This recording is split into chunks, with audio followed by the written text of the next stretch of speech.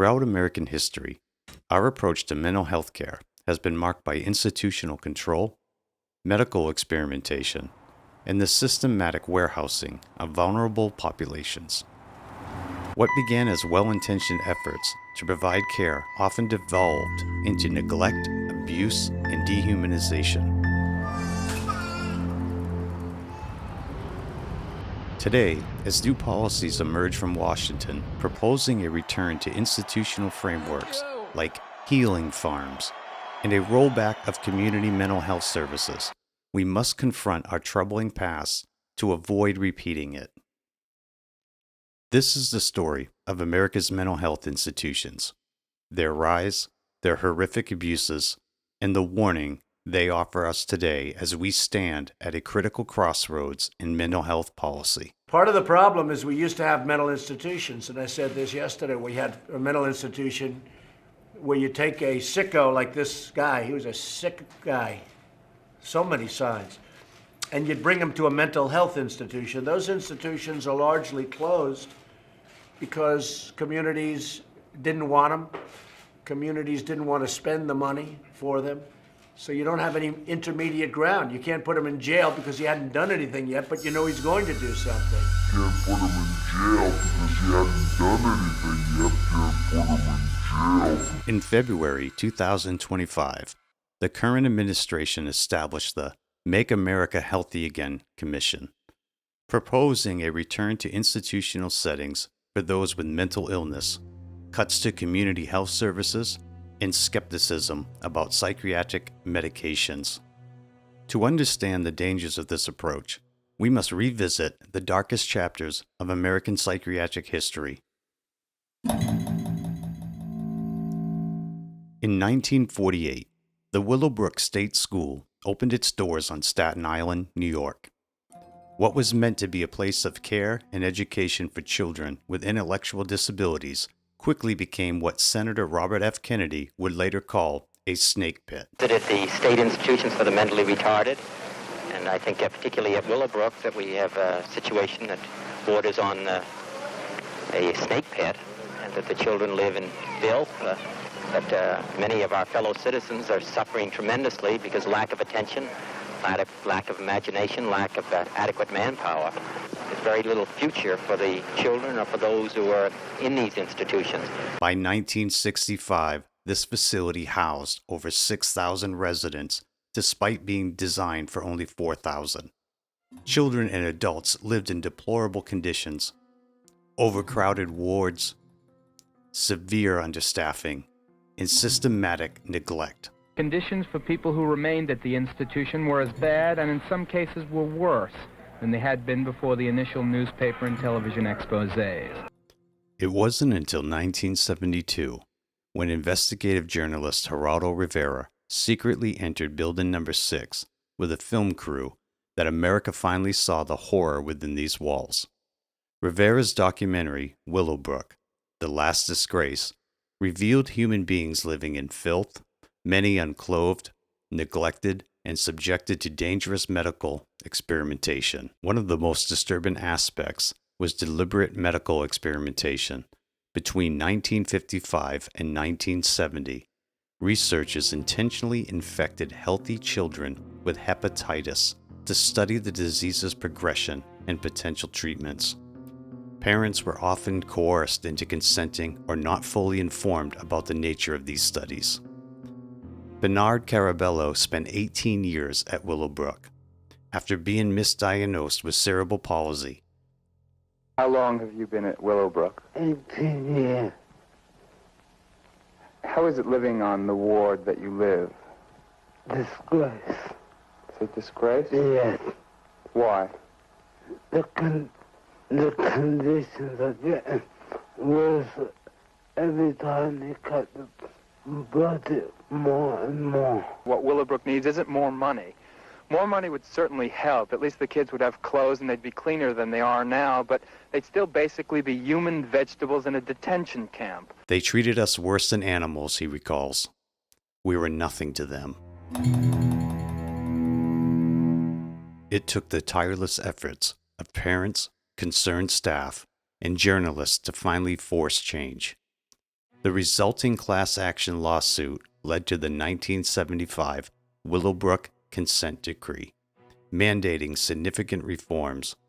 The institution finally closed in 1987 after decades of abuse.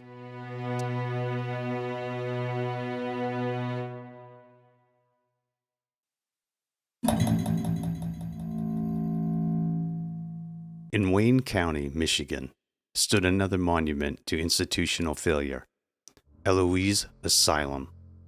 At its peak in the 1930s, this sprawling complex housed over 10,000 patients, making it a virtual city of the mentally ill and indigent. Eloise became notorious for its experimental psychiatric treatments, performed with little oversight or consent. Patients were subjected to insulin shock therapy, where they were repeatedly injected with insulin to induce comas, supposedly to reset the brain. Many suffered permanent brain damage or died from the procedure. The asylum's own cemetery contains over 7,000 graves of patients who died within its walls, many marked with only numbers instead of names, their identities erased even in death. Staffing ratios were abysmal, with some wards having only one attendant for dozens of patients. Former nurse Margaret Wilson recalled, "We were overwhelmed. Some patients would be left in restraints for days because we simply didn't have the staff to properly monitor them. Many developed bed sores that became infected. The screams from wards still haunt me."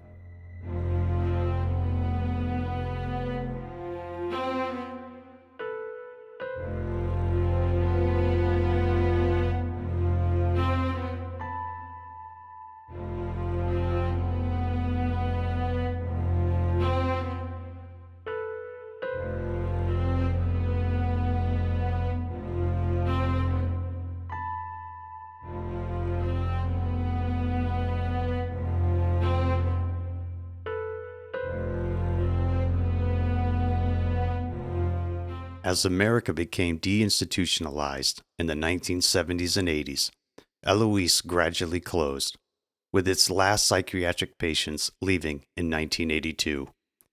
The decaying complex now stands as a crumbling testament to a failed approach to mental health care.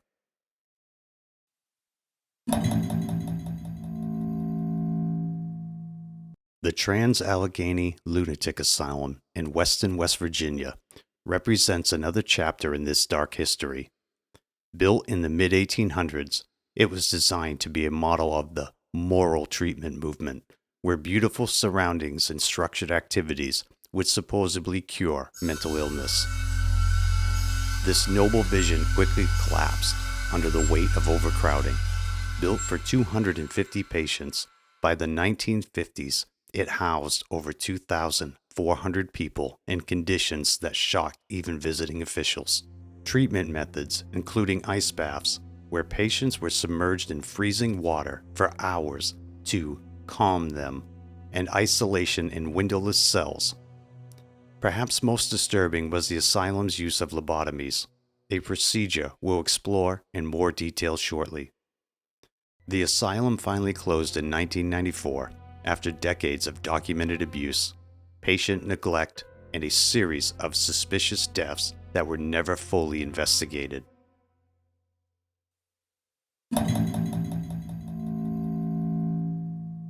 No examination of America's psychiatric abuses would be complete without confronting Dr. Walter Jackson Freeman II, the father of the transorbital lobotomy in America. Between the 1940s and 1960s, Freeman performed or supervised an estimated 3,500 lobotomies, often with little more than an ice pick-like instrument inserted through the eye socket and into the frontal lobe of the brain. Freeman turned his dangerous procedure into a traveling roadshow, performing lobotomies in front of audiences and even developing a production line approach where he could lobotomize 25 patients in a single day. He called his modified van the Lobotomobile, as he traveled from state to state performing the procedure. The human human cost was devastating. While a small percentage of patients showed reduced agitation, thousands were left with severe personality changes, inability to function independently, and intellectual disabilities. An estimated 490 people died directly from Freeman's procedure. Perhaps most disturbing was Freeman's willingness to perform lobotomies on children as young as 4 years old, for behaviors that today might be diagnosed as ADHD or autism. Children were subjected to brain mutilation that permanently altered their lives. Freeman himself eventually lost his medical license after a patient died on his operating table in 1967. But the damage had been done. Today, we stand at a perilous crossroads.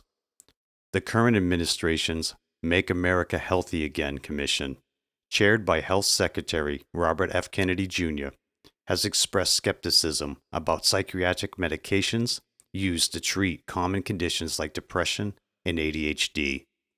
The administration has proposed funding cuts to mental health services while suggesting a return to institutional settings for those with mental illness.